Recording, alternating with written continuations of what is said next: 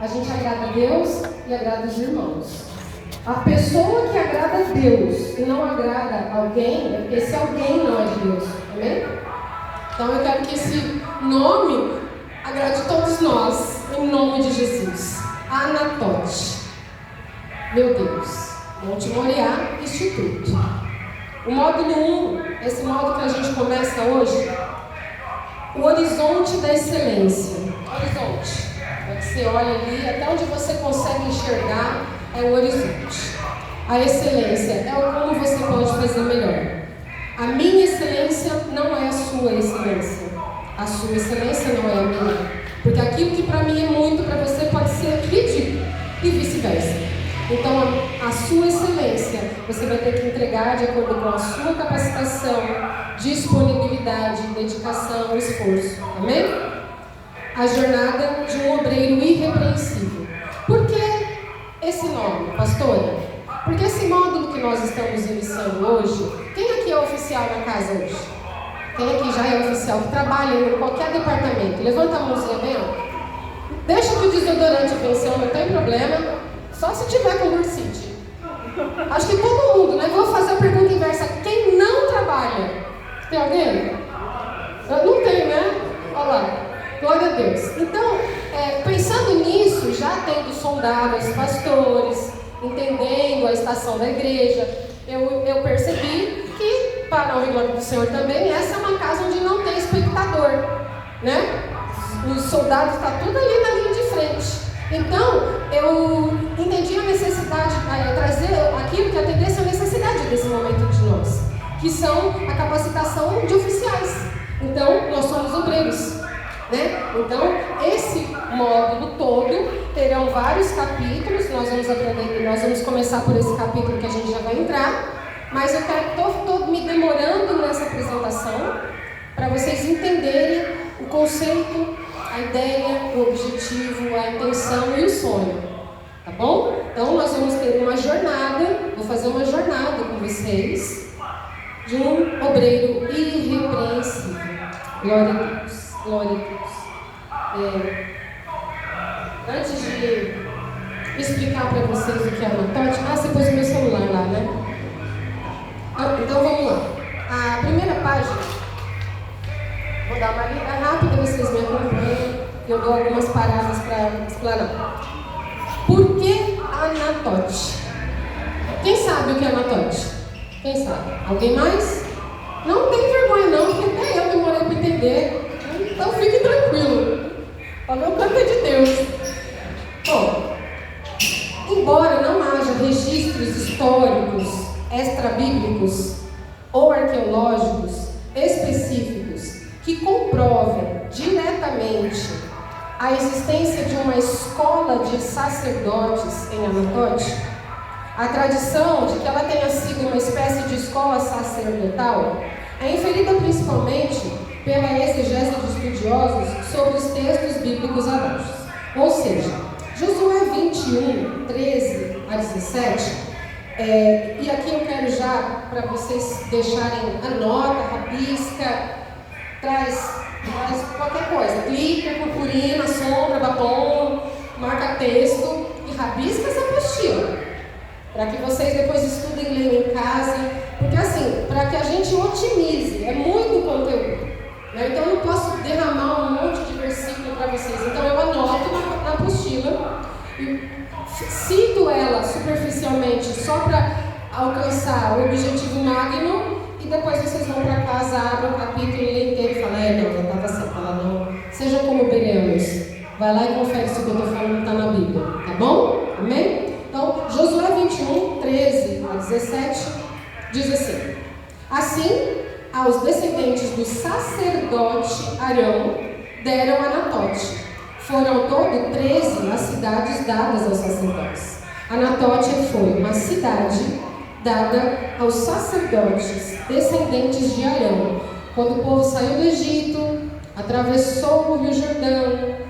Josué fez todo o movimento em volta de Jericó, derrubou Jericó. Claro que esse era só o início do problema, porque depois eles tiveram que entrar ali e guerrear com muitos povos para tomar posse daquela terra. E quando tudo aquilo aconteceu, que Josué foi dividir as terras, Anatote era uma dessas terras, e foi entregue para os descendentes de Arão, que eram os sacerdotes. Amém? Até aí?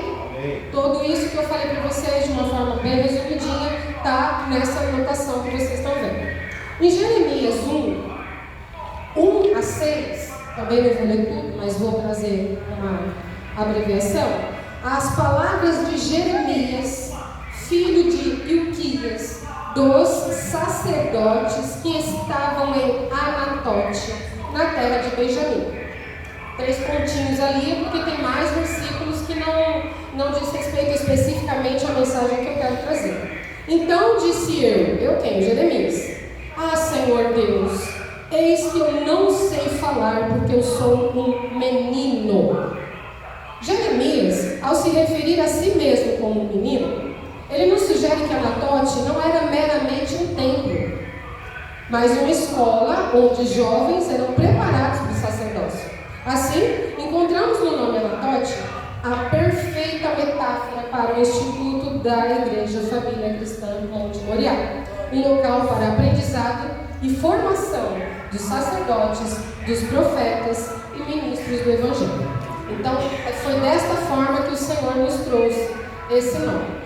A gente conversava sobre isso, a gente queria um nome com sonoridade, um nome fácil de pronunciar, porque tem alguns nomes bem complexos, e que te trouxesse esse significado. Então, assim, é como nós lemos, embora não haja um versículo bíblico dizendo Anatote tinha um instituto teológico de formação de sacerdote, os estudiosos eles têm um consenso de entender que aquilo ali tinha uma escola de sacerdote. Porque no templo não tinha meninos vivendo e trabalhando, tinha nas demais dependências. Mas uma escola de sacerdotes era comum naquela época. Muitos lugares tinham esses locais onde se levavam os meninos para que eles fossem treinados para o sacerdócio. Então, aqui somos todos meninos sendo treinados para o sacerdócio. Então, seja bem-vindo ao Instituto Anatote da Igreja Monte Moriá, em nome de Jesus. Aplauda o Senhor.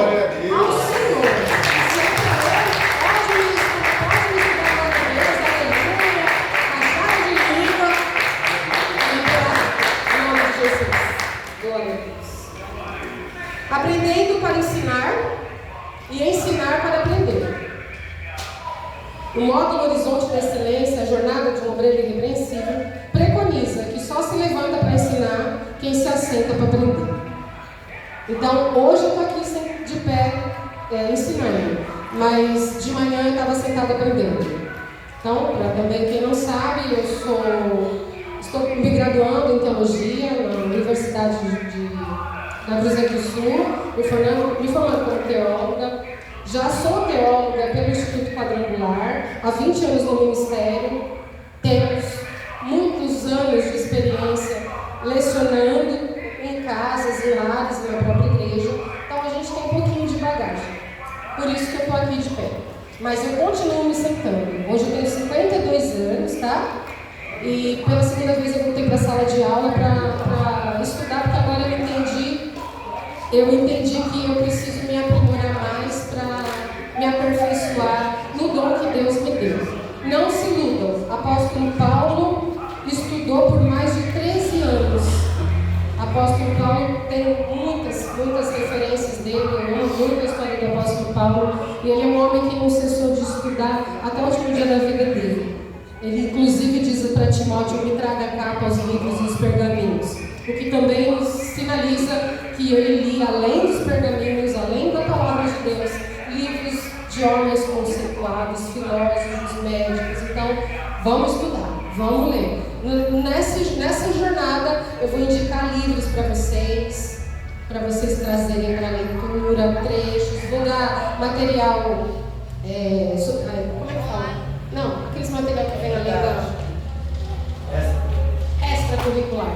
Vou trazer conteúdo. Meu marido é professor há 30 anos, tá? Mais uma vez também.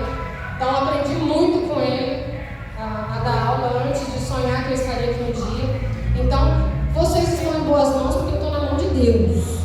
Tá bom? Mas eu estou me preparando para o que eu estou fazendo e eu quero, em nome de Jesus, poder contar com cada um de vocês. Porque ninguém faz nada sozinho.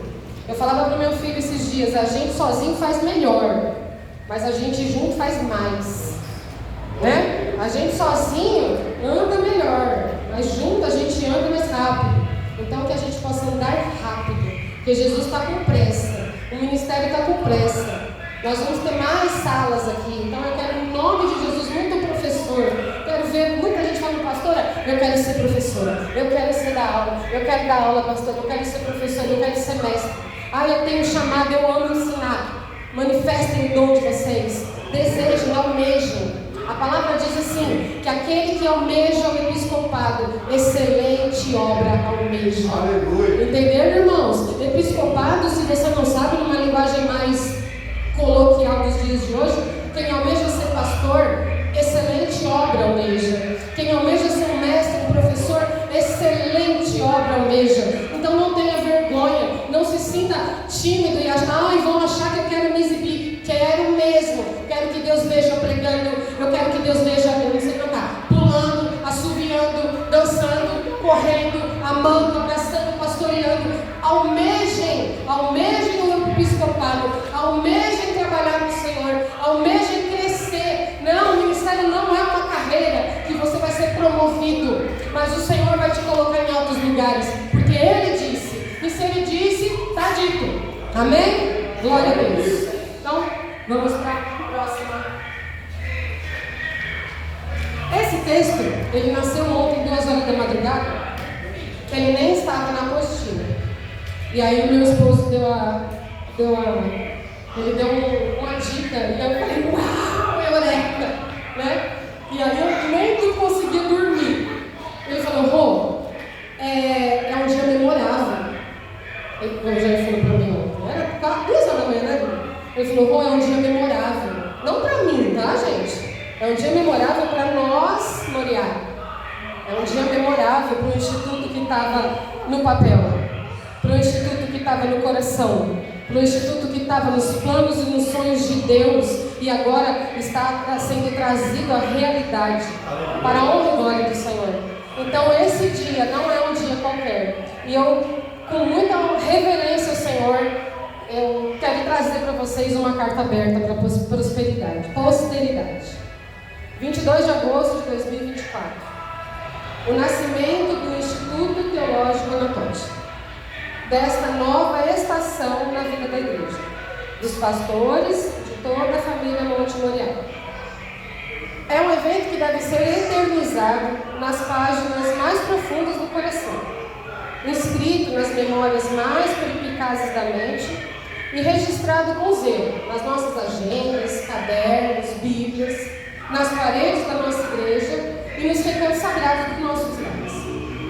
Da mesma forma como nós celebramos o nascimento de um filho, imortalizando o momento em imagens, publicações em redes sociais, telefonemas, nas mídias digitais, em conversas entusiásticas, assim como imprimimos fotos e distribuímos e guardamos lembranças do dia desse nascimento, que o advento desse instituto seja celebrado com igual fervor. Que é o filho que está nascendo. É o filho que está nascendo. Está nascendo, pastor Renato. As dores de parto acabaram. As dores de parto acabaram. O filho está vindo. E esse filho vai trazer muito fruto. É uma flecha que vocês vão enviar e vai alcançar muitas pessoas em nome de Jesus. Nós erigimos um espaço de acolhimento das diferenças. Um recinto dedicado à valorização dos dons e talentos de cada indivíduo. E um refúgio para aprimoramento das fragilidades daqueles que se dedicarem ao ensino. Essas diferenças é exatamente aquilo que nós falamos no início. Uns são muito jovens, outros já viveram bastante. Uns estão estudando, outros há muitos anos não estudam. Uns estão chegando agora, outros estão nos caminhos do Senhor há anos. Uns estavam e saíram e estão voltando agora. Esse é um lugar de acolhimento para todas essas diferenças. Todas essas diferenças. Todas essas pessoas serão acolhidas aqui. Todos que se dispuserem a sentar aqui para aprender a palavra de Deus serão acolhidas. Serão um refúgio para tratar as minhas fraquezas. E um refúgio para tratar as fraquezas de quem quiser ser tratado. Porque só é tratado quem quer, irmãos. O hospital está lá, a farmácia está lá, mas você só vai ser tratado se você for até lá. Essa igreja é um hospital. Este lugar é um hospital. E deste altar vai descer bálsamo de Gileade, vai descer cura, restauração, transformação na vida de quem vier buscar.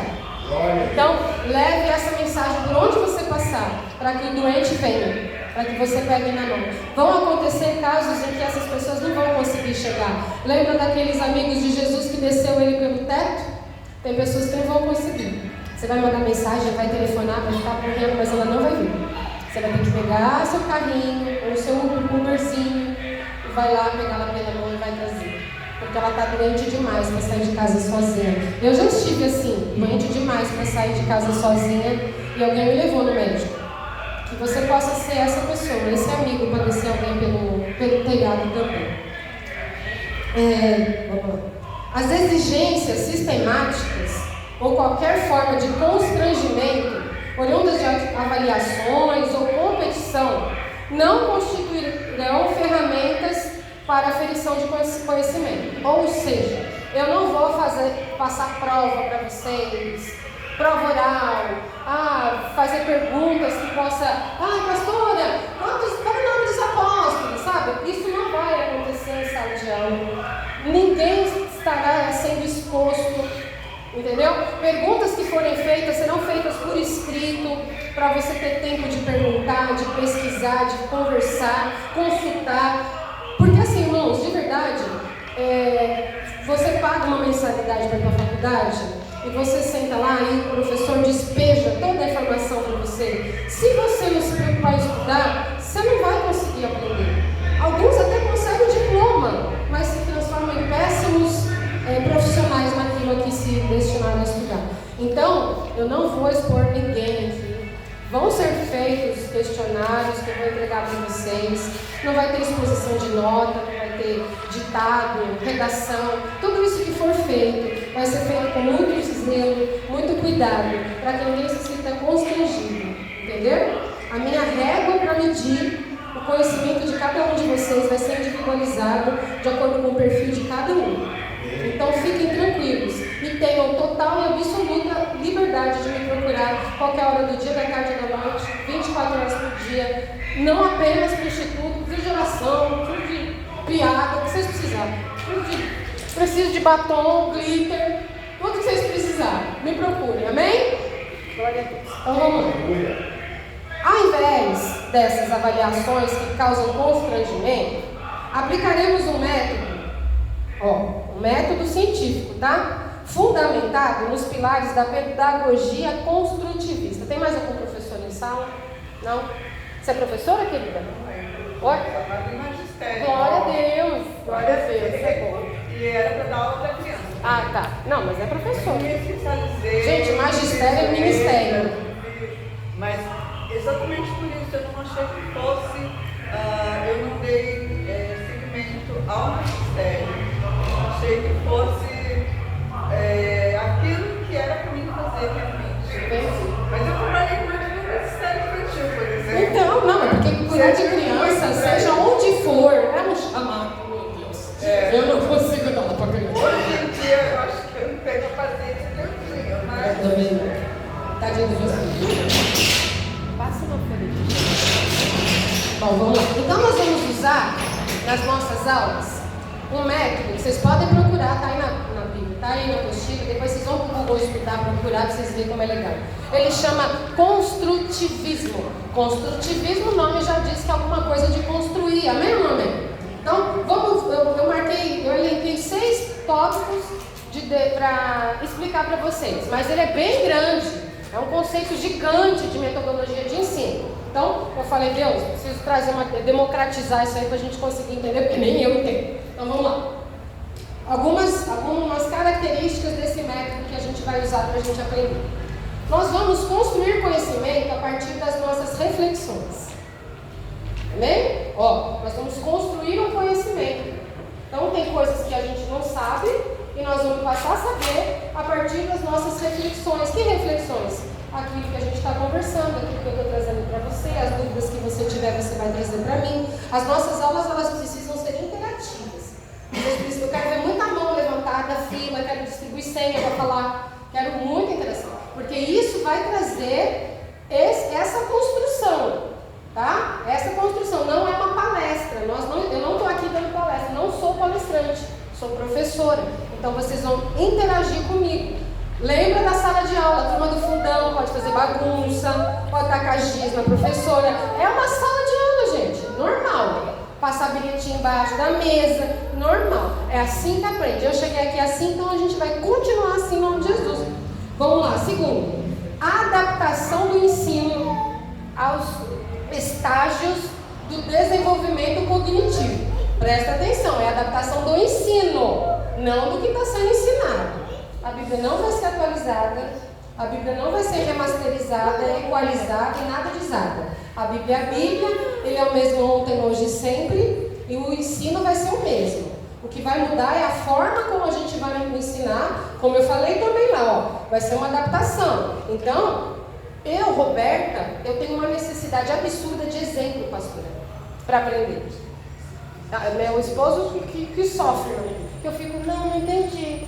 Não, eu não estou entendendo, dá um exemplo. Aí dá um exemplo, aí a luz, né? Aluno, aí a luz vem, abre a minha mente, eu consigo entender com um exemplo. Então, quando eu digo que nós vamos adaptar, é nesse sentido, entendeu? Ela vai falar assim, olha, pastor, eu também sou essa, eu preciso de exemplo. Aí eu já sei que quando eu tiver, você também, pastor, olha lá. Ai, Deus, é maravilhoso. Será que vai acabar as coincidências entre nós três? Assim, que em algum momento acaba. Então, vocês precisam dizer para mim, pastora, eu para aprender, eu gosto de teatro. Eu vou chegar aqui e vou fazer uma peça. Amém? Deu para entender? Adaptação do método de ensino, não do conteúdo ensinado.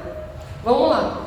Outra característica desse movimento, desse método que nós vamos ensinar, através do uso da zona de desenvolvimento proximal. É um nome bonito, né? Trocando em miúdos, trazendo para nós, é interação social.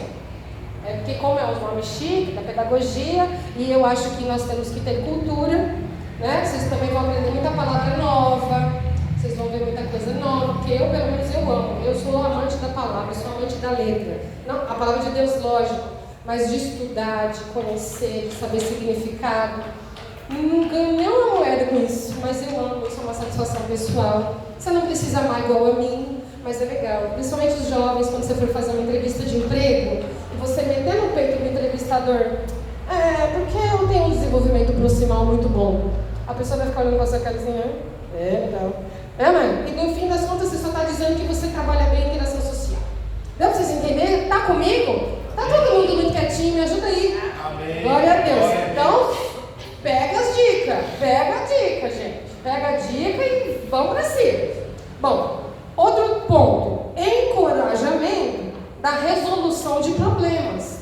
Nós vamos trazer questões, aí a gente pode chamar de... na antiguidade, no século XII, eles chamavam de lutas, pastor, né? O cabra, para ser um teólogo, ele tinha que estudar no mínimo 20 anos, gente. Você está entendendo? Depois eu vou trazer o conteúdo para vocês, é impressionante. E eles passaram por várias fases. E chegava na fase que eles tinham que fazer um debate. Então, assim, o povo de cá e o povo de lá, luta, chamava de luta, o bagulho era louco. Era um debate em que eles tinham assim, você vai defender o aborto.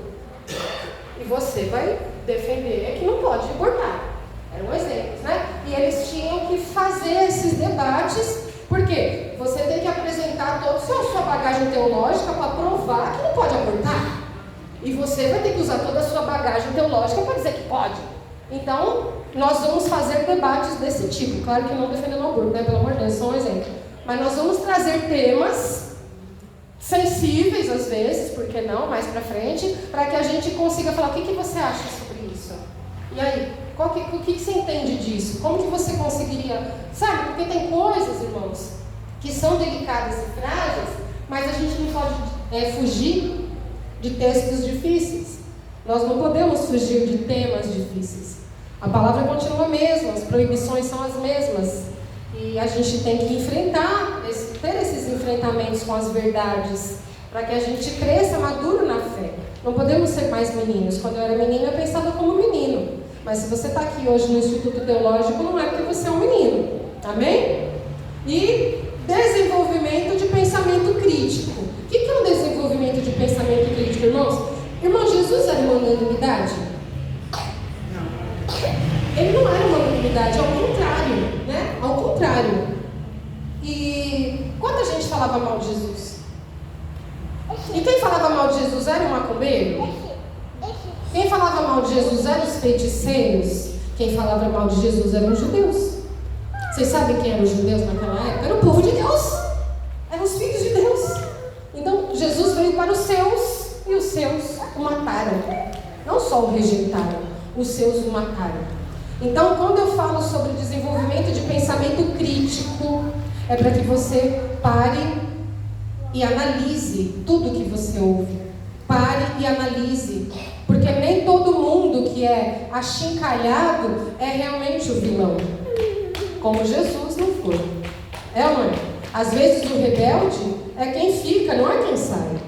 Então que o nosso pensamento crítico nos traga uma avaliação profunda para que a gente saia do raso. Para que a gente saia do raso da mesmice de dar ouvido para fofoca, para mimimi, para maledicência, para conflito, divisão. Tudo isso acontece com quem não tem um pensamento crítico. Não sabe pensar por si mesmo. Sabe, a Maria vai com as outras? Essa é a pessoa que não tem um pensamento crítico. Então esse também vai ser um ponto que nós vamos, aos poucos, tá, gente? Nosso curso tem mais de um ano, então a gente vai caminhar tranquilamente, como uma criança que começa na escola com 3 anos e nem sabe falar, né? E amanhã ela vai estar lá em Harvard, na NASA. Amém? Amém. E por último, né? O último tópico, o 6º ponto, promoção da autonomia e responsabilidade no processo de aprendizagem. Olha lá, muito linda a frase também, mas eu só quis dizer com isso que você é responsável por estudar. Ó, legal? Entendeu? Ó, autonomia, promoção, eu vou promover a sua autonomia. Eu vou te dar uma autonomia. Você vai ter uma autonomia e responsabilidade no processo de aprendizado. Então, ou seja, você tem que estudar. Você tem que pegar essa apostila que você vai receber, pôr o seu nome. Porque se eu ver a apostila jogada nessa cadeira, quando eu for embora, cabeças vão rolar. Né, Aureliano? Aureliano já sabe que eu fico bravo. Então, bota seu nomezinho. E já bota todo mundo o nome agora. Porque se eu ver, eu vou procurar o nome e aí vai ficar de olho no mim. Bota o nome de Jesus. Bom, essa escola de sacerdotes tem uma sublime missão. Qual é? Proporcionar o conhecimento que vai dirimir sofrimentos. O povo sofre por falta de conhecimento. Está ali dentro dos parênteses a referência bíblica. Então, o Instituto Anatote, da Igreja Monte Moriá, ela tem uma missão. Que missão é essa? Proporcionar um conhecimento que vai diminuir o sofrimento do povo. Porque o sofrimento acontece pela falta de conhecimento. Está comigo? Outra missão do Instituto Anatote vai promover a verdade que liberta. João 8,32. Conhecereis a verdade e a verdade vos libertará. E a gente pensa que ser liberto é só do cigarro, da bebida. Ser liberto porque está bebendo, está fumando, mas não sabe que na verdade nós precisamos ser libertos de tantas coisas, meus queridos, inclusive da preguiça de estudar, que nós temos muitas vezes. Nós precisamos ser libertos, porque Jesus estudou e ensinou desde os 12 anos até o último dia da vida dele. Apóstolo Paulo, de novo, gosto muito de citar, e os nossos sacerdotes, os profetas do Antigo Testamento, escritores, homens que se tivessem preguiça de escrever e estudar, nós não tínhamos a Bíblia, né? Entendeu? Então vamos estudar e vamos ser libertos do que precisamos ser libertos, que não é só cigarro e bebida. Outra missão, promover o entendimento que evidencia nosso amor a Deus. Aí eu gostaria que alguém abrisse a Bíblia, por favor. Mateus 22, 37. Isso eu quero ler. Em nome de Jesus. Não, eu quero que lê, por favor. Mateus 22, 37. Por favor. Quem pode?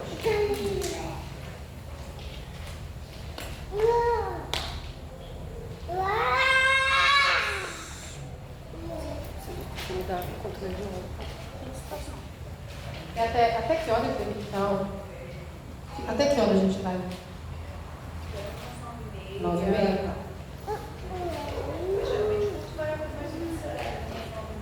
Vai até as 9h30. Alguém já abriu? Pode ler para mim, por favor? 22. É 22, 37. Amarás ao Senhor teu Deus de todo o teu coração, e de toda a tua alma, e de todo o teu pensamento. Algumas traduções diz de todo o seu entendimento. Não está errado, é só um sinônimo, né? Então, a outra missão do Instituto Anatote é proporcionar esse entendimento. Quando você tiver esse entendimento, ele vai ser uma evidência de que você ama Deus. Amarás o Senhor teu Deus com todo o seu entendimento. Entendimento é de entender. Então, nós precisamos entender a Bíblia. Precisamos entender a palavra. Isso é uma evidência de que eu amo a Deus. Já tinha pensado por esse lado? Já tinha olhado por esse lado? Entendeu? Então, você ama Deus? Ama Deus? Então nós vamos buscar esse entendimento, porque nós temos que amar a Ele com a nossa força, o coração, mas também o entendimento, que vem do intelecto, que vem da inteligência, vem dos saberes, né?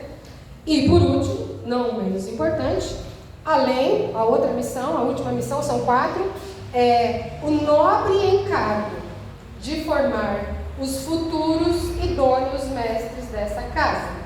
2 Timóteo 2:2. Glória a Deus. Abre para mim? Glória a Deus. 2 Timóteo 2:2.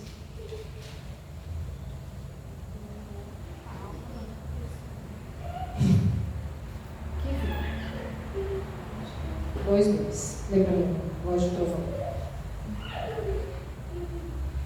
2:2. Isso. Tome os ensinamentos que você me ouviu dar na presença de muitas testemunhas e entregue-os aos cuidados de homens de confiança, que sejam capazes de ensinar outros. Entendeu? Nossa missão aqui é aprender para ensinar outros a ensinar. O conhecimento humano corporativo, os empresários que estão presentes podem corroborar, diz que você avalia o líder pelos sucessores que ele faz. E isso não é diferente na casa de Deus. Um líder que não quer fazer sucessor, que quer ser vitalício, ele é um péssimo líder. Então nós precisamos formar sucessores, precisamos formar mestres. Então eu quero que em nome de Jesus chegue um dia que eu só vou chegar aqui para dar uma olhada, eu só vou chegar aqui para fazer reunião, que a gente vai ter tanto professor, tanta sala, tanto aluno, que nós vamos ter revivido isso. Essa é a missão do Instituto Anatote. Entenderam, irmãos? Meditem sobre tudo isso, toda essa missão que você tem. Porque se você está aqui hoje, você abraçou essa missão com seus pastores muito antes de eu chegar. Muito antes de eu chegar. Eu sou só um ator coadjuvante nesse cenário. E temos uma visão. Falamos da missão, os 4 pilares da missão, e temos uma visão. Que visão é essa? É uma visão puramente espiritual, onde nós enxergamos cada aluno como um sacerdote. 1 Pedro 2,9 diz: somos sacerdócio real. Cada aula como uma pregação do Evangelho. 2 Timóteo 4,2 diz: pregar em tempo e fora de tempo. Aqui é uma sala de aula? Mas eu prego em tempo e fora de tempo. E se eu prego no ônibus, irmão, você acha que eu não vou pregar na sala de aula? Estou pregando. Amém? Então, essa é a nossa visão. Cada aluno é um sacerdote. Cada aula é um púlpito para uma pregação. E cada progresso que eu e você damos em direção à plenitude dos varões perfeitos. Como Efésios 4,13 diz. Nós caminhamos rumo à estatura de varão perfeito. E que esse momento se revele um divisor de águas, transformando a vida de todos que hoje se unem a nós nesse sonho. daqueles que se juntarão ao longo dessa jornada e daqueles que perpetuarão esse projeto nas gerações vindouras, quando os idealizadores tiverem concluído o nobre convite. Amém? Então, é a apresentação que eu queria trazer para vocês. Quem não pôde vir, a gente entrega, vou fazer o upload do vídeo e mando para a pastora, para as pessoas, para elas poderem acompanhar, tá bom? A introdução da matéria. Agora nós vamos para a matéria, propriamente dito. O módulo que nós estamos, o módulo 1, que é o horizonte da excelência. Iniciaremos o módulo de treinamento para a capacitação de oficiais e líderes, com uma jornada que vai transcender as fronteiras da teologia. Calma, não se assustem. Ela transcende, ela passa as fronteiras da teologia. É uma oportunidade para crescer em sabedoria e fé, aprimorando-nos constantemente para refletir o melhor de nós mesmos e vivermos em harmonia com os propósitos de Cristo. Embora o tema que nós abordaremos inicialmente se situe estritamente no campo teológico, mas principalmente na ciência comportamental, reverbera com profundidade para nós cristãos. Haja visto, sermos formados de corpo, alma e espírito, amém? Ou seja, o estudo da psicologia humana nesse contexto revela-se uma investigação da alma, essencial para compreendermos a plenitude da nossa identidade. Assim, como dedicamos atenção ao nosso corpo, que é templo do Espírito Santo, além de zelarmos por nosso espírito, através da luta incessante contra o fruto da carne do pecado, a busca da santidade, é igualmente crucial cultivarmos a saúde das nossas emoções, que são as manifestações da nossa alma, para que possamos manter uma intimidade integral e adorá-lo em espírito e em verdade. A alma abrange não apenas as emoções, mas também a mente e a vontade. Aí eu coloquei 2 versículos para a sua meditação que corroboram com tudo isso que eu falei. Assim sendo, identificar as nuances das nossas emoções e temperamentos revela-se um passo crucial para desvendar os traços que nos definem, tanto nas virtudes que nos embelezam, quanto nas fraquezas que nos humanizam. Este estudo não tem por escopo a crítica nem a hierarquização de temperamentos melhores ou piores. Em vez disso, aspiramos só a iluminar tanto as qualidades quanto as limitações intrínsecas de cada perfil, compreendendo que cada temperamento possui seus próprios atributos negativos e positivos. Nós vamos fazer uma jornada aqui a respeito de psicologia nessas próximas 3 aulas, acho que no máximo 4 aulas a gente conclui. Da mesma forma, como um organismo necessita que todos os seus órgãos para funcionar ele necessita de todos os seus órgãos para funcionar em harmonia, um lar, uma congregação ou uma instituição também prospera com a interação equilibrada dos 4 temperamentos, cada qual contribuindo de maneira singular. Através dessa reflexão, pretendemos promover o entendimento necessário para aprimorar nossas habilidades e, simultaneamente, oferecer estratégias, embora não exclusivamente, mas com ênfase na oração e na introspecção, para corrigir desvios comportamentais que, além de causarem conflitos com as pessoas do nosso cotidiano, desagradam a Deus, pois, como seres humanos, sucumbimos ao pecado. Embora o tema que exploraremos tenha base científica, nossa abordagem estará sempre em consonância com as Escrituras Sagradas, não substituiremos ensinamentos divinos, nem desconsideraremos o saber do maior psicólogo e líder que já existiu, nosso Senhor Jesus Cristo. Ah, não estou entendendo nada, pastor, tem um nome na minha cabeça. Vai, calma que eu explico. Quem já ouviu falar assim, ai, ele é tão melancólico, ai, ele é colérico, tem muitas confusões, muitas interpretações equivocadas a respeito disso. Mas, gente, isso é tão importante. E eu vou abrir meu coração e confessar para vocês, sem nenhum orgulho disso, mas para deixar você bem confortável. Eu só fui ter contato com os temperamentos há 2 anos atrás, que foi quando eu comecei a fazer a faculdade. Porque Deus é tão maravilhoso, e eu me apaixonei, em nome de Jesus, o meu TCC, minha pós-graduação vai ser nesse tema, porque eu sou simplesmente apaixonada por isso, porque eu tenho base bíblica para tudo isso é muito lindo, é muito de Deus. Nós temos temperamentos diferentes. A Bíblia tem um monte de homem com temperamento diferente. E não tem nada a ver aquilo que eu achava que eu era uma bem mandioca. Eu olhava assim e falava assim, nossa, essa pessoa vive reclamando da vida, que está doente, ela é tão fleumática, não tem nada a ver.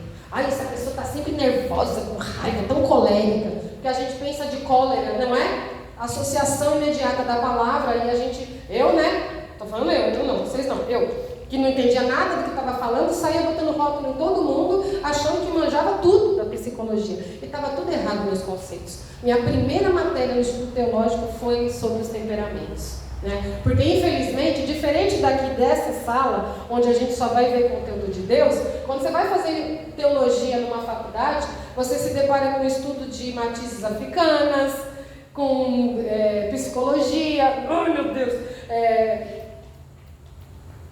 muçulmanos. Então você tem que estudar, você tem que saber, tem que tirar notas, senão você não vai ser um bom teólogo. O teólogo ele estuda tudo isso. Aqui você vai ser um teólogo cristão. Aqui você vai ter um conteúdo só cristão.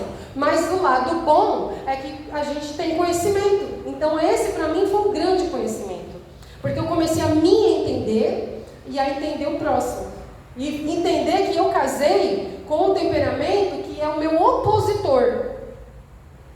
Eu posso ouvir o misericórdia da pastora?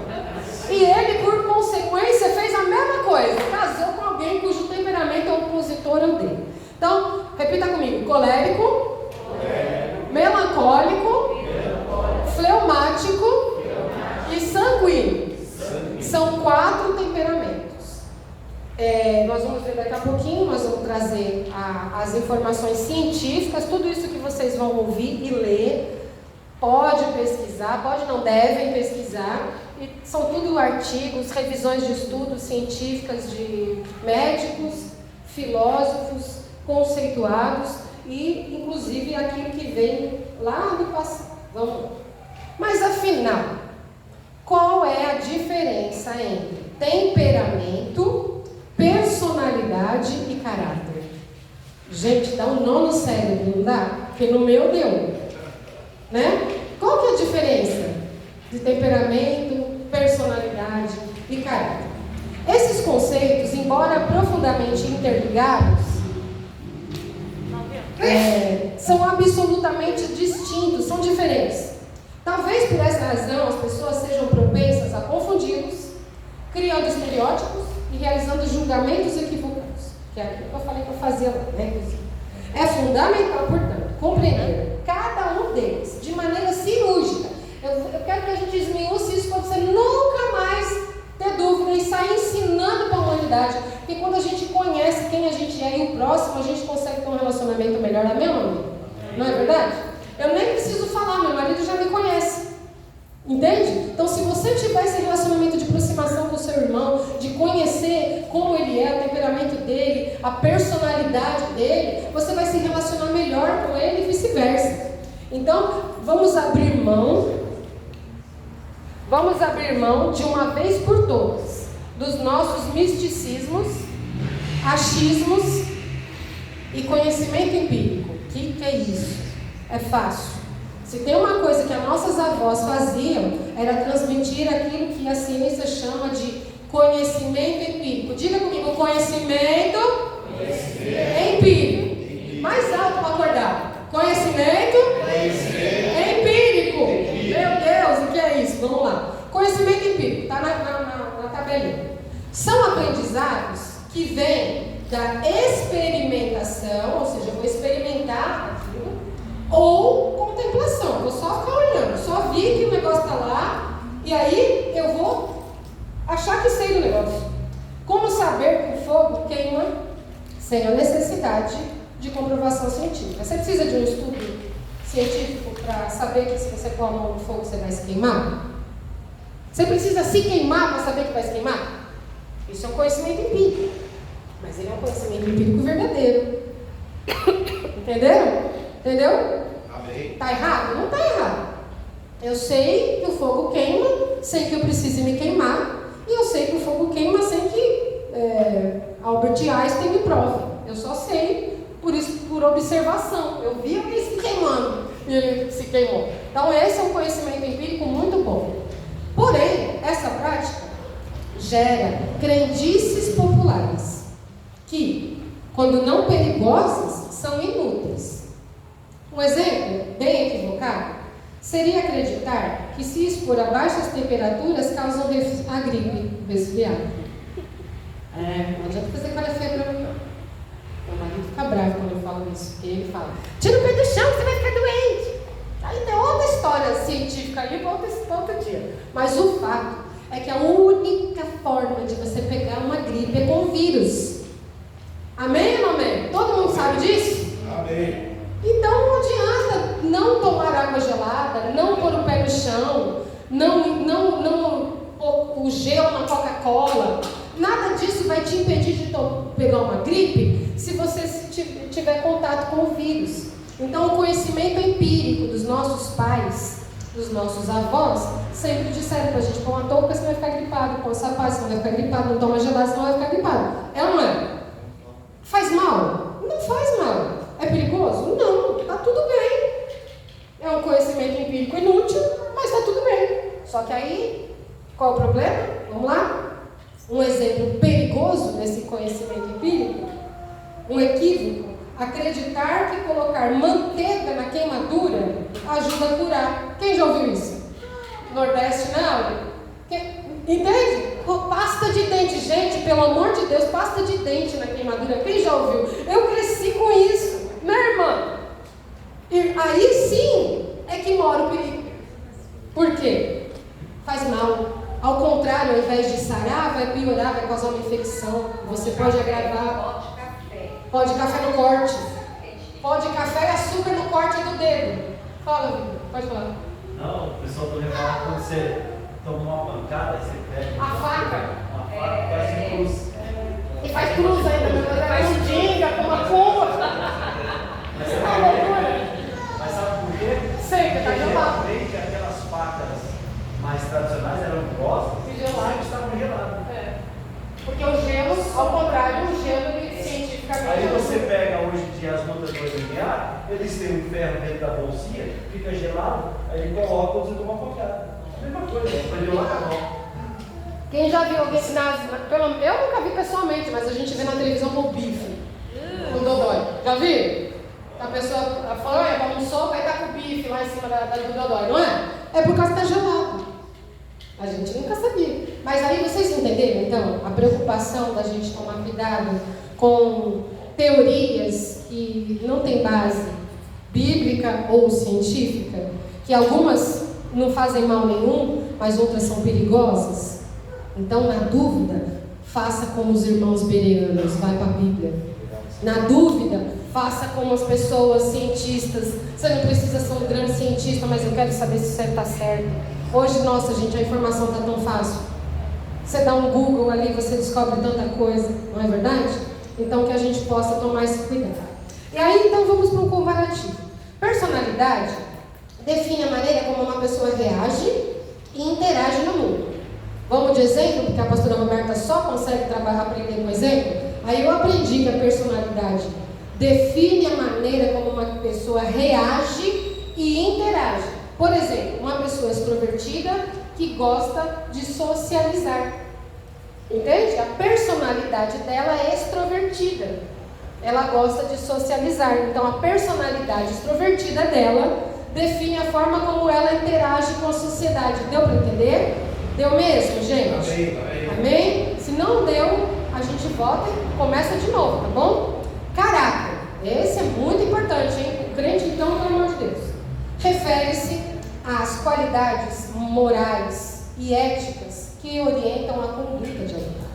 Por exemplo, uma pessoa que é honesta e sempre cumpre suas promessas. Ela tem um caráter honesto, né? Ela tem um bom caráter. Já ouviu alguém falar assim: essa pessoa não tem caráter? Já escutaram? Impossível, todo mundo tem um caráter. Só que tem um mau caráter. Entende? Não existe alguém alguém sem caráter, existe alguém mau caráter. Então, quando a pessoa tem valores, princípios, e nós também vamos aprender a diferença desses itens, que são elevados, que são corretos e justos, e no nosso caso que somos crentes é à luz da Bíblia, então essa pessoa tem um bom caráter.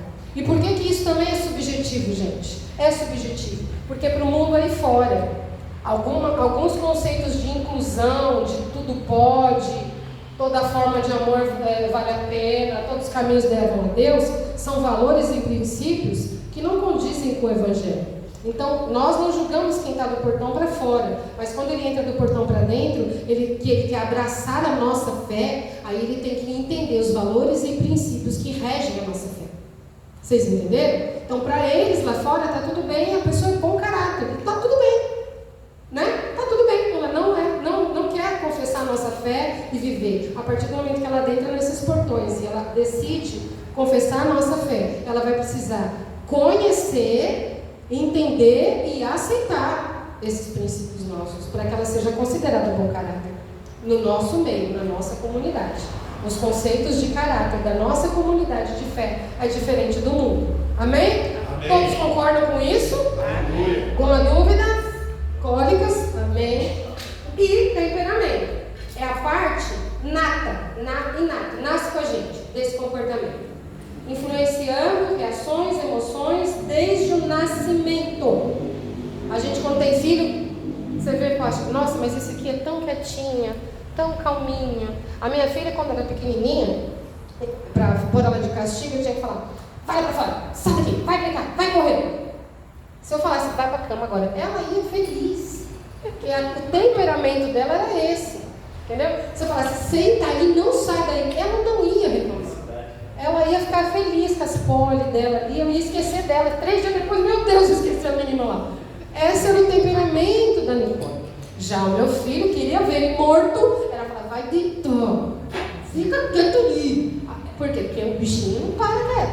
Então, isso é desde bebê, não é? Né? Gente que já teve filho pequenininho e não continua assim depois de grande, pastores? Não continua, irmãos, depois de grande? Nossas bênçãos? Mudou nada. Isso aqui é a mesma coisa, tudo igualzinho. Aquele ali, igualzinho. Por quê? Porque isso fala do temperamento que nós vamos aprender daqui para frente, tá bom? Personalidade é definida como um conjunto de características psicológicas e padrões comportamentais que permanecem relativamente estáveis ao longo do tempo. Por que relativamente estável? Porque essas características da personalidade, elas podem sofrer influência do meio aonde você é inserido. Então, assim, vou dar um exemplo. Eu sou colérica. Meu temperamento é colérico. Prazer, sou a pastora Roberta, é colérica. Vocês vão conhecer depois como que é um colérico. E vocês vão falar, deu ruim pra nós. Entendeu? Então, a pastora colérica também já sabe, já fez o teste. Vai ter um teste. Olha que top, gente. Eu vou trazer um teste. Vocês vão responder um questionário maravilhoso. Irmãos, já vou dar para vocês spoiler. E um plot twist, gente, eu tô chique. Pensa numa velha chique, que eu sei que é plot twist. Entenda assim, ó, não existe temperamento ruim. E nem bom. Os 4 não vale nada. Mas é humano, cheio de falha, de pecado, de como é que chama aqueles bichinhos lá da... Que falava que tinha que tirar os cabichos. Todos os 4 temperamentos têm ótimas qualidades e péssimos defeitos. Esse é o plot twist. Eu estava esperando, eu sabia que minha marido era colérico, peste. Não, tem que ter um monte de qualidade. Vice-versa. Adoro ver vocês rindo. Gente, vocês não sabem como minha alma fica maravilhosa. Solta essas gargalhadas aí. Deixa Deus te usar. Entenderam, irmãos? Então, ao contrário desse temperamento que a pessoa nasce bem calminha, a personalidade, ela é alterada pelo meio. A casa que ela frequenta, a família, entende? A comunidade que ela está inserida, até a igreja. Pensa eu, vocês me viram uma vez cultuando aqui, né? Pensa eu naquela igreja que não pode bater palma. Ia dar? Não ia dar, irmãos. Eu nem estou falando de dread, cabelo azul, unha roxa, não estou falando de comportamental, não de indumentário. Então, tudo isso por quê? Porque eu nasci num berço assembleiano. Minha avó era a avó do coque. Ela vinha assim, ó, já do corredor, vem aquela coisa maravilhosa. Então, Então isso trouxe para a minha personalidade uma personalidade de doida para adorar o Senhor. E aí eu acabei que fiquei doida em tudo. E vocês entenderam o conceito? Então a personalidade ela pode ser alterada por meio que você está inserido. Assim como ela pode mudar drasticamente também pelos acontecimentos e episódios que você pode ser submetido. Diferente do temperamento. A pessoa melancólica, ela nasceu, viveu e morrerá melancólica. Mas ela pode ser um melancólico extrovertido. Entende? Por quê? O melancólico não é extrovertido, por definição.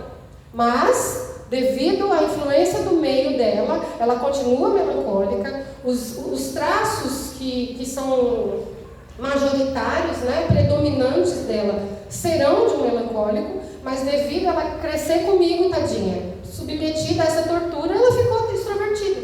Deu vocês entenderam? Olha lá. Olha lá o meu colegazinho. Vem aqui, Aquiles. Bom, vamos lá. Vamos pular para o caráter. Aí depois, ó, estou dando uma puladinha para a gente dar uma corrida.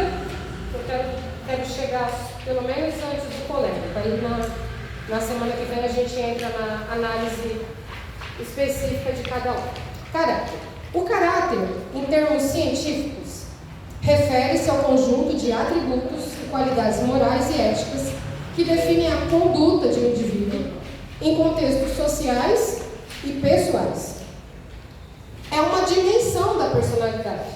Então, o caráter ele faz parte da sua personalidade, né? Que se desenvolve ao longo do tempo, influenciada por fatores biológicos, culturais e experiências individuais. Representa o como e o porquê uma pessoa age diante de variados dilemas éticos.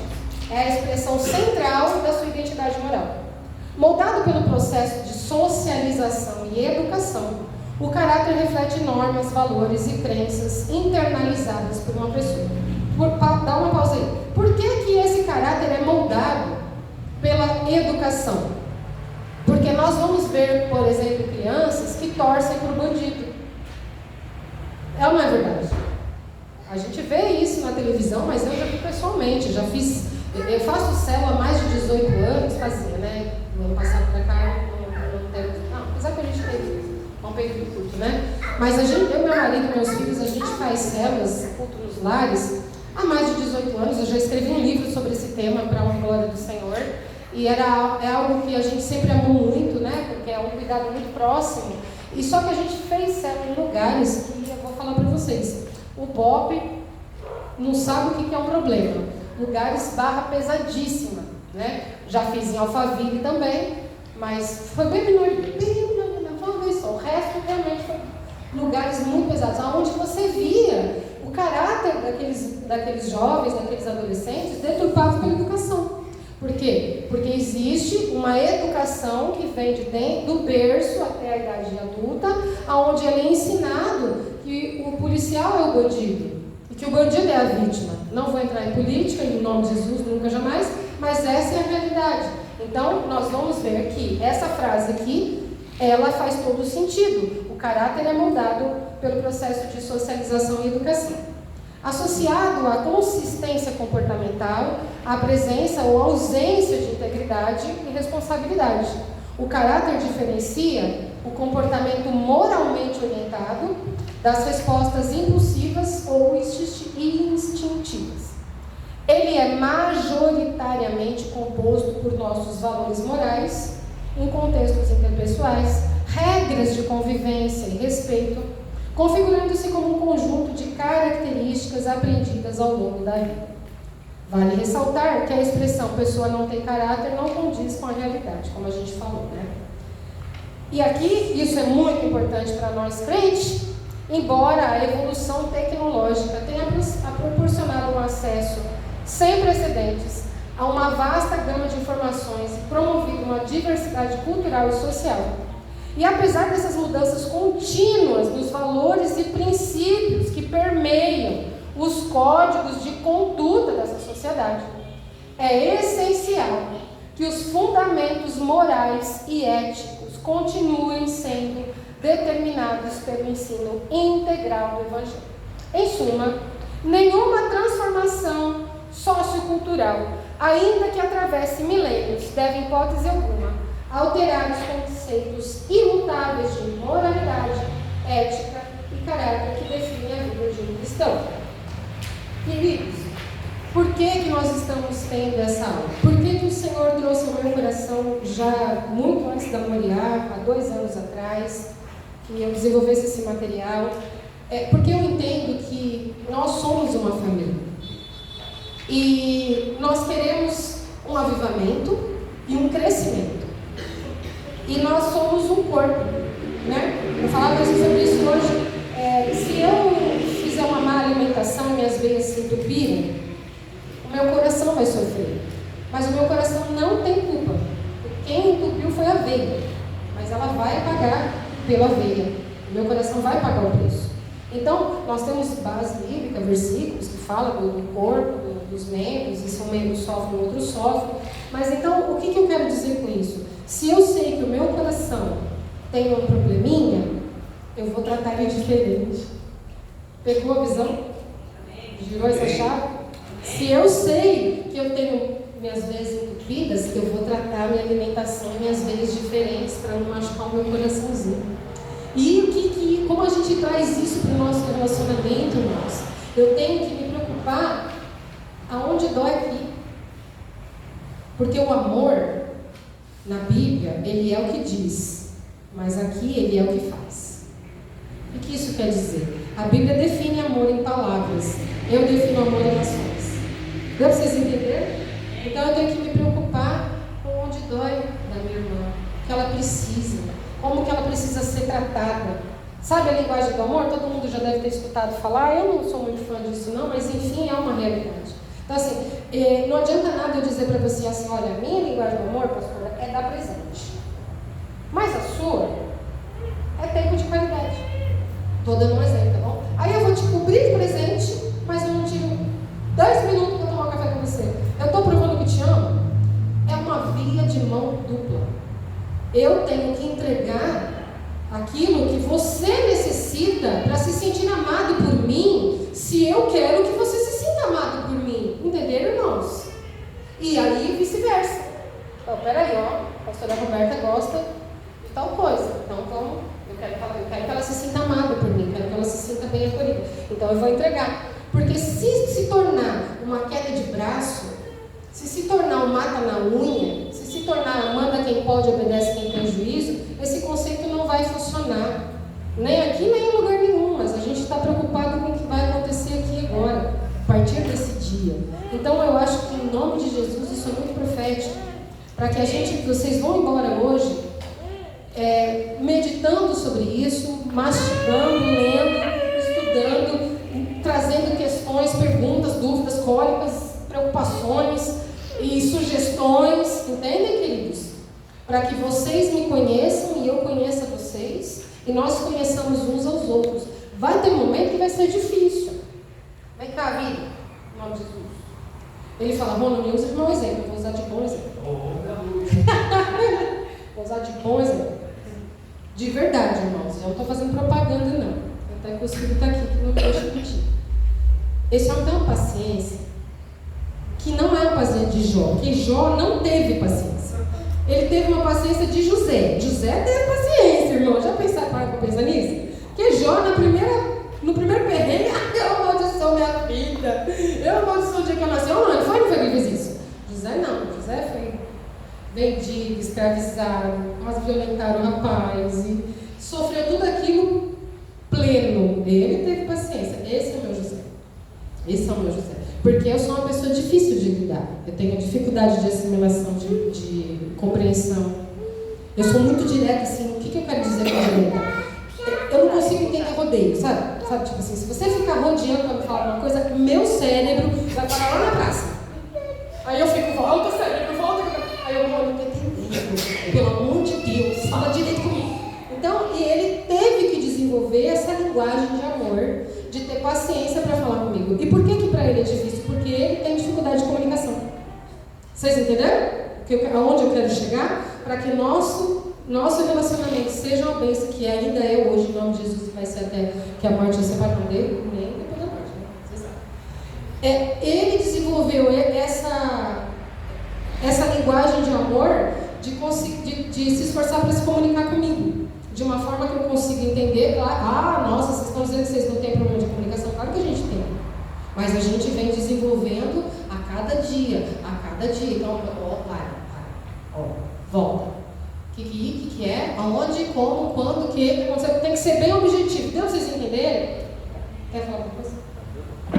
Então, o que eu quero dizer? Eu não posso impor para vocês o meu jeito sem me preocupar com o seu. Gente, Deus, ele tem um senso de humor bem legal, né? Porque se eu tivesse casado com um colérico, ia ser maravilhoso. Tá assim, você tá beleza? Tchau, beleza. Tá bom. Mas eu não, não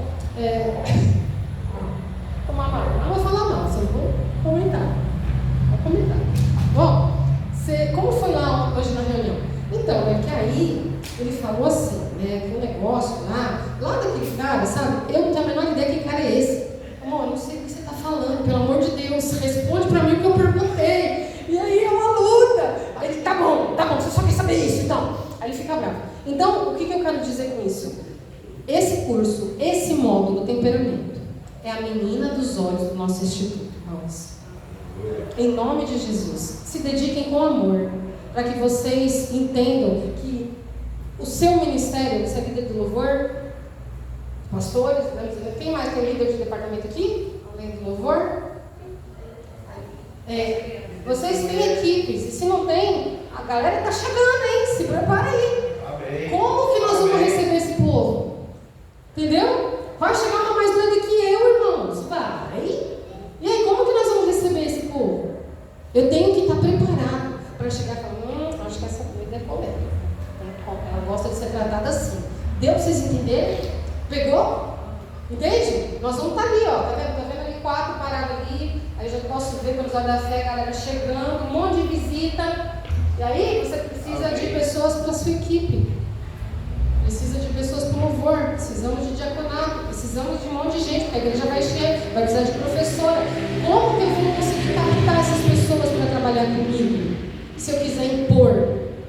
Eu sou assim, eu sou a Gabriela. Eu nasci assim, cresci assim, você sempre assim. Se não quiser, a porta da rua, a serventia da casa. Não. A porta de Deus é a serventia dos filhos de Deus. Vocês entenderam? Então vamos nos dedicar a aprender como que o nosso irmão gosta de ser tratado. Vamos nos dedicar a conhecer as feridas, os traumas. Nós somos fruto de uma história, irmãos. Entendeu? Até ela, com 9 anos, já tem uma história que ela precisa ser respeitada. Entende? E eu só vou conseguir me comunicar de uma forma assertiva se eu entender a necessidade desse irmão. E esse curso que a gente vai dar continuidade a partir da semana que vem, entrando diretamente nesses temperamentos, vai falar cientificamente e biblicamente, porque cada um dos temperamentos eu vou trazer para vocês exemplos bíblicos. Inclusive nessa apostila que vocês estão levando já nas últimas páginas, se vocês quiserem, já pode se adiantar, vocês vão ver falando sobre Paulo, o nosso colérico Paulo. Colérico, irmãos. Mas ele era um colérico assassino. Entendeu? Ele era um colérico assassino. Ele usava a energia dele, o poder de argumentação. Ele fala, eu fui criado aos pés de Gamaliel. Ele tinha muito orgulho de todo o conhecimento dele. Depois ele falou, isso aqui para mim não é nada. Então ele pegou o coleriquismo dele, assassino, o perseguidor, e se transformou num servo. Mas, porém, contudo, no entanto, todavia, ainda assim, também trago, porque não se ilude, eu não tenho heróis de fé preferido. Todos têm defeito e qualidade e eu vou trazer a todos para que a gente se identifique. Eu preciso me identificar. Porque se eu ficar olhando para Jesus e não olhar para Paulo, eu falo, não vou conseguir nunca, não vou nem tentar. Entende? Aí o que Paulo fala? Sejam meus imitadores, como eu sou de Cristo. Então eu vou imitar Cristo, óbvio, mas eu preciso olhar para o Paulo, eu preciso olhar para o Davizinho, entende? Eu preciso olhar para essas pessoas que, puxa vida, né? Olha só o que aconteceu, mas eles foram resgatados. Entendem, irmãos? Então nós vamos olhar por este ângulo e entender que mesmo quando o seu irmão fleumático tiver com dificuldade de te dar uma uma informação assertiva que você não entenda, você não despreze, não ignore, não faça chacota, não deboche, entendeu? Quando algum melancólico fica, isso aí não vai dar certo não, porque o melancólico ele tem essa característica meio pessimista, nós vamos ver tudo isso, que você não fala, que nem quero que o nosso ministério não, porque essa menina é muito chata, lógico que vai dar errado, nada vai dar certo, pessimista, a gente consiga, não, vai dar certo sim, dessa vez vai funcionar, vai que vai, entendeu? Não, mas tá bem na frente, ó, então dá, vai filho, entendeu? Vocês entenderam, meus queridos? Ficou claro, né? Amém. Falei, ninguém falou nada, agora eu abro um espaço para o debate. Alguém levanta a mão aí, por favor, em nome de Jesus. Por vez. Mozão, a palavra quer dar um salve para a galera. Paz, pessoal, tudo bem? Não pode não. Mas é rapidinho, né? É só para acrescentar mais algo que já vi essa matéria várias vezes. E cada vez que você para escutar é algo diferente, né? E aí hoje eu chego aqui, a gente está chegando, que vai ter essas aulas e aí eu estava pensando lá embaixo, puxa, é diferente, não é diferente. É povo de Deus, é palavra de Deus, é só uma continuação do que nós estávamos fazendo para Jesus lá, nós vamos fazer aqui. Então, muitas vezes, essa interrupção que às vezes acontece na nossa vida, né, de alguma coisa, não é só na igreja, mas é no seu serviço, mas é no seu relacionamento, é quando o adolescente de 12 anos ele passa a ter 15, 17, ele agora ficou diferente, não. Ele teve que ter essa transformação, ele tem uma maturidade agora, ele vai ter que ser escutado agora. E a mesma forma nós, a palavra de Deus. No começo nós pensávamos de uma forma quando entrou aqui na igreja. Ao passar do tempo, você vai para puxar. Né? É tão interessante isso. Né? Então eu falo que essa palavra, mas é uma palavra, mas é um culto para mim. Aula para mim, mas é um culto, porque é a palavra de Deus. Né? Então que nós possamos vir para cá e ver como é a palavra de Deus, mas é um culto, só que tem duas classificações. Se nós tivéssemos uma reunião de jovens, onde tivesse aquela roda e todo mundo chapéu e brincando, e o outro está falando, e está brincando, e está abraçando, está tendo atitudes, aí sabe que muitos adultos, não aqui, vão falar, que bagunça, né? Mas não sabe que ali estava gerando o quê? Amor, né? Companheirismo, aonde está tudo dentro da palavra, né? Então, simplesmente a palavra de Deus ela faz de uma forma tão diferente, e eu creio que vai ser mais uma vez que mas eu acho que na hora que parar novamente para ter essa matéria, eu quero aprender, porque eu me entendo e eu vou entender o próximo, é só assim. Quem é diaconato, trabalha no diaconato, sabe que o primeiro contato, eu sempre trabalhei também no diaconato, a gente ia, ô irmão, você toma taca, pum, já também tá na mão assim, seu irmão, você olha assim e bate na sua mão, aí você tem que abaixar a mão e sorrir e falar assim, ele tem algo e eu tenho que ajudar. E muitas vezes nós às vezes 20, 30 anos de ministério e o irmão vai olhar para o outro e vai ver você super-herói sempre. Você não pode errar, não, você vai errar, você vai ter os seus momentos, às vezes o semblante, né? E isso nós vamos entender, porque tudo é relacionamento. E se nós entendermos bem a base, na hora que ela estava focando, bem ali nos palpites, né? E eu falo assim, peraí, tem que ser mais a base, porque nós criamos expectativas, né? Porque hoje nesse mundo acelerado, principalmente os jovens, é para mim agora, cadê a matéria? Mas falta a base. E hoje tudo falta-se a base, né? Para se criar algo assim. Então que nós possamos se criar junto, essa base forte, né? Glória a Deus. Amém, Jesus. Amém? Todos assinaram.